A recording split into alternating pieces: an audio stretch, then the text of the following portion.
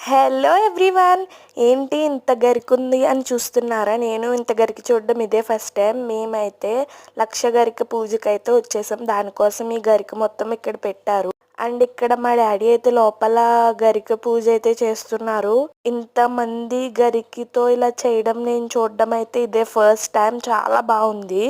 అసలు నేను వినలేదు ఇలా కూడా చేస్తారని. బట్ గణపతికి ఇలా చేస్తారంట. కార్తీక మాసంలో చేస్తే చాలా మంచిదంట గరిక పూజ. ఇది దగ్గరగా 4కి అయితే స్టార్ట్ చేశారంట. మా డాడీ అయితే 4కే వెళ్ళిపోయారు. మేమైతే ఇప్పుడే వచ్చాము. ఇక్కడ బయట అయితే చాలా మంది కూర్చున్నారు. అండ్ లోపల వీళ్ళందరూ హెల్ప్ చేస్తున్నారు. మొత్తం గరికంతా తీసి హెల్ప్ చేసి లోపల వాళ్ళకి అందిస్తున్నారు.